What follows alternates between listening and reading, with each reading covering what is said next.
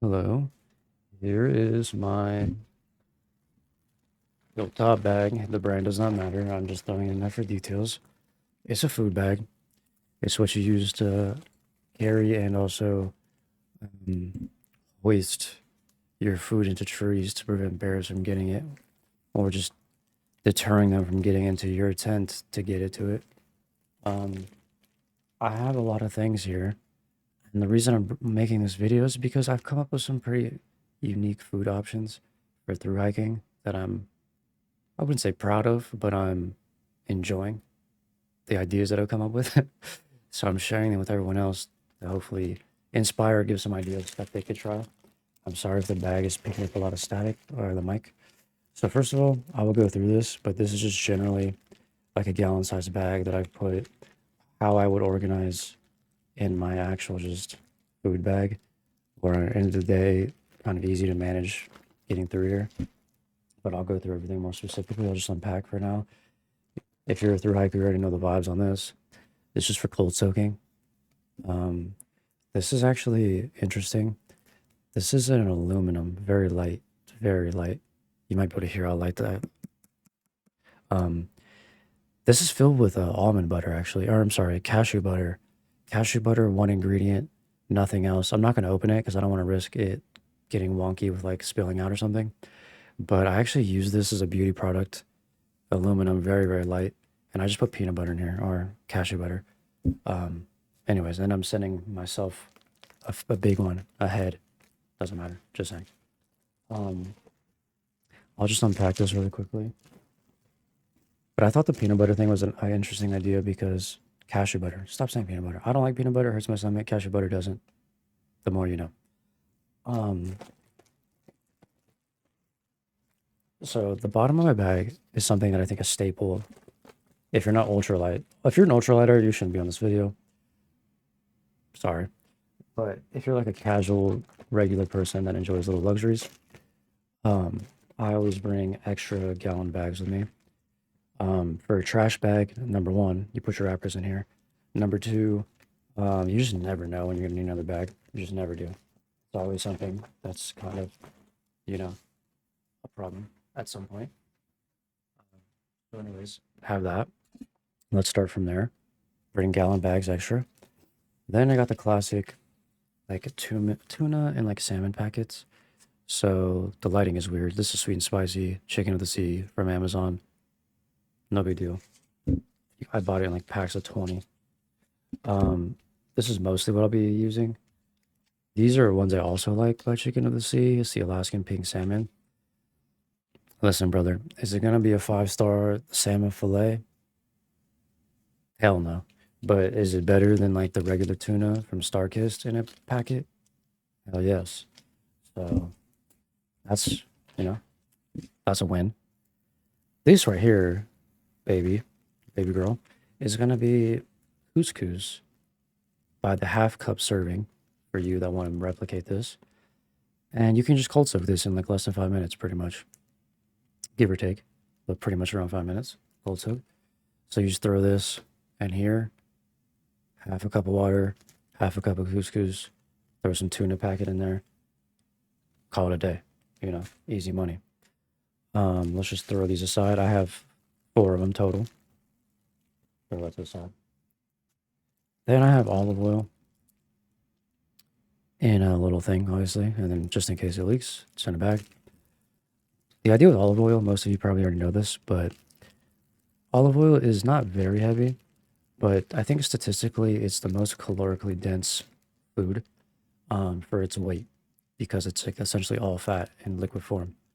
So olive oil is a very effective weight to calorie ratioed item, which most of you probably know. So you could throw this just, I like, to be honest, I don't do this because I'm like a hiker. I actually do like olive oil and fats in general. Like I use olive oil like every day, all the time in general. So this is just a natural extension of me doing what I already do. Just happens to be another win. Here's my unique ones. This right here is bee pollen. Bee pollen is very nutrient dense, and it's quite inexpensive, but kind of underrated. So these are going to be I don't know if they're dried or just, I think they're just dried bee pollen you can buy on Amazon. You can buy it anywhere, it doesn't matter, but I get it from Amazon. And why I like this is it's a little bit of a snack. It's a little florally, a little earthy. It won't taste like honey. Spoiler alert. If those of you that have no idea what bee pollen is, it tastes more earthy and a little bit like flowers, but doesn't taste like honey at all. It's a little bit bitter, a little bit earthy. Um, so I would recommend eating it dry on its own, just mouthfuls, or with a spoon. I actually, when you're on trail, you should eat it with a spoon. I eat everything with a spoon. Don't try not to use your hands as much as possible, right? You don't want norovirus or whatever. You don't want to get some kind of bacteria in your mouth by accident. Um, so this is a very interesting idea for the nutrients, which we're going to be lacking on trail. I think this is a very good option. This is more just for fun. This is not a good weight ratio food, I don't think necessarily. This is dried mangoes. I just like dried mangoes. These will be gone probably within 3 days. They do weigh a little bit, but you want to enjoy your life at the same time, right? So just an idea. Here, let's get to our creative stuff again. Here we have, this is interesting. You can get this in black beans, pinto beans. These are dehydrated um, pinto bean flakes. So if you look how fine they are, these actually cold soak and create refried beans. And it's quite awesome because they're very light because they're dehydrated and you're rehydrating them with the water you're carrying on your back already. This is beautiful for two reasons. It will work really well, obviously, rehydrating it because it's really simple. It's just bean flakes, which is also nice because you're see where I'm going with this probably. You don't have to carry water twice. This is something to think about. You don't have to, but you should. Um, is if these were hydrated, they're very heavy. And so you're already carrying water to begin with. Save yourself the trouble, you know? So I have two of these. These will probably be way more than one serving. And here's probably closer to three, actually. Two if you're a bigger fella or gal that wants to eat pretty heavy meals. Not bigger physically, by the way, just bigger like you eat more. Um, I guess what I mean. But like, cause I do eat a lot, but relatively speaking, I know hikers that eat way more than me. So there you go. This one is another creative one that I like. This one is Milo powder. This is an Australian thing, very similar to Nesquik. For all intents and purposes, you can just say this is Nesquik. And this mixes well with water and it just tastes good. And it's something you can have in the morning as a snack, at night before bed, at camp. It just tastes good. It is a good flavorful thing, easy to mix, not too heavy. It's very straightforward, keeps your spirits up. You could have it hot, you could have it cold. It's diverse. I like the Milo version, the Australian one. Look into it. It's not too expensive, I don't think. You can track it on Amazon, I think, pretty easily. Um, but I like it a lot. It's better than regular Nesquik, in my opinion. Check it out. The next one is very similar. I don't know if I 100% am going to be redundant, but I think I am. This is whole milk powder, so dehydrated milk, but the whole milk version because you want the calories, you want the fat, you want all that stuff, right? I think I actually might do like a little portion of this, a little portion of the Milo Nesquik mix, and just kind of make a more hearty or creamier milk. Because what the Nesquik and that kind of stuff lacks is typically it's actually skim milk, and it's with like sugar and like everything, dextrose and stuff like that, which is not bad for hikers. You want that extra sugar, but it's skim milk, right? So they're going lower calories. This will just kind of re insert calories. You will, add calories back into it.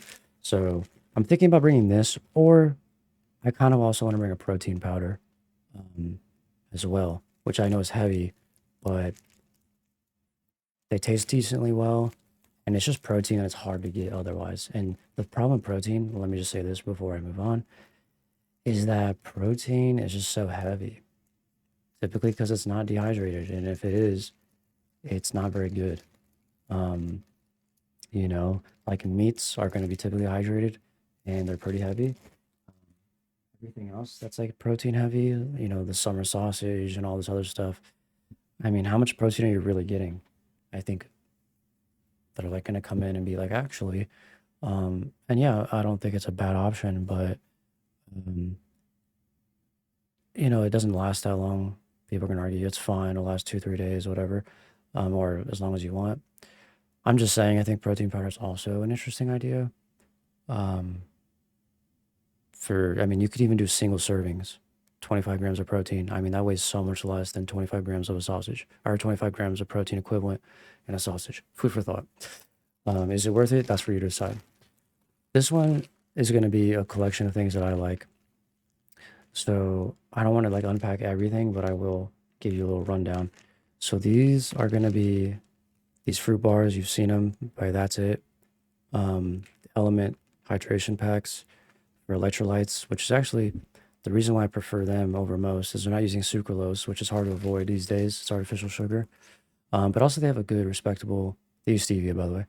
They have a good respectable ratio of electrolytes that makes sense. I encourage you guys to do a little bit of research about electrolytes, at least that balance. Some of them are really low in sodium and really high in potassium, and almost no magnesium sometimes, or none at all, which is crazy. I think for hikers especially, sodium makes the most sense. Potassium obviously makes sense, and magnesium helps a lot where you can get it. So they have a pretty good ratio. You have to respect them. I just threw in Goldfish because I love crackers. I love chips. I love crackers.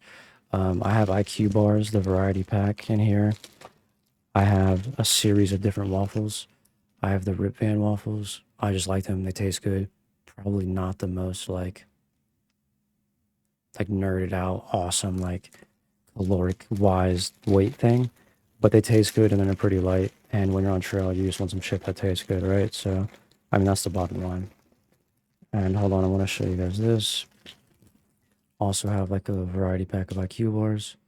I went with IQ bars versus like maybe a traditional protein bar because I want to get my protein from other places. And I think the bars when you're on trail are more a sustenance bar than a protein bar, is what you want actually when you're like hungry and you're walking in the middle of the day. A dense protein bar without any fiber, really, a lot of the times, and not really good flavor and kind of dry, and you're already kind of dehydrated all at all times. Um, that's not really satiating. You just kind of want something like a moist bar that tastes good and is calorie dense. I think that makes sense. Besides that, I have these are almond butter, or it might be cashew butter, almond butter packets, individual packets, and I can't. It's by Justin's. It's Justin's. That's the brand. Justin's almond butter single packets. I have the maple and the honey version, so that's easy to look up. Justin's cashew butter single packets, maple and honey flavor. And then I have some ginger juice. That's just more bullshit. Like, don't mind my language. But those are just for like popping them in while you're walking to salivate a little bit. I only have like five of them in here, and they don't really weigh anything. So that's just for fun. I have a lot of chips in here, Goldfish, like I said, because I like them. I recommend, or I guesstimate, all the food I've shown you is more or less 5 or 6 days of food, actually. It's really not that much. And that's maybe more on the in between being like accurate and maybe a little over optimistic, uh, overestimating perhaps. But yeah, that's what I got going on. And I have a lot. These are more of those little waffle bars. These are the blueberry ones by a different company. I'll show you just in case. You're like, what's this company you have? What is this company? It's by GU, Energy Waffle. I don't know why they call it Energy Waffles. There's nothing energy about them. There's no caffeine. I don't. It's just a marketing, but they just taste good in their little waffles. That's it. So more or less, that is my complete food bag carry, and I'm gonna have 2 boxes sent ahead that'll be very similar in their contents of this one. Pretty much identical. And yes, that is what I got going on. Um, I think this is an improvement from my last setup. I think once you're into towns, and I'll wrap up here with this video. Once you get into different towns, everything's going to change for the most part. Not everything, but you're going to have to make compromises and get different things you're not necessarily started with or you planned on having. It's fine. That's just nature of the beast. Um, but yeah, you have to know your way around the grocery stores and be able to like get other stuff too. I mean, tuna packets is pretty universal. Chips and crackers is universal. Protein bars are pretty universal. Summer sausage, cheese, not always. But if it's actual grocery store, you'll pretty much have that kind of stuff. But the challenge is these small towns, these hiker towns, these remote towns. Sometimes it's a dollar store, sometimes a Dollar General, sometimes it's a gas station, and you just got to get down and dirty and just get stuff you know is calorically dense that you will enjoy. That's it. Bottom line. I guess another bottom line actually is you need enough as well, right? You need a lot, at least between your carries, whatever your carry day is. So, um, yeah, last year I did the Appalachian Trail pretty much without far out or any map for 600 miles. I do not recommend that. That is naive. Was I fine? Yes. Is it worrisome? Yes. Would I recommend? No. The reason I bring that up is the food planning and the water planning was very interesting when you have no information. It's a lot of word of mouth. Hey, where are you guys camping tonight? Oh, we're gonna go 7 more miles and stop at this campsite. Back of my head, cool, so am I. Um, so yeah, and then for food planning, it makes it much harder too. Um, but you learn a lot in that experience. Um, and I hope this video was somewhat interesting, somewhat informative. And if not, I did it for me, and I think it's I think it's interesting if you're a thru hiker, and maybe it's fascinating if you're not outside looking in on what the hell is going on in a food bag for a hiker. Dude, people really ask me, so what do you fish out there on the trail? Do you hunt game?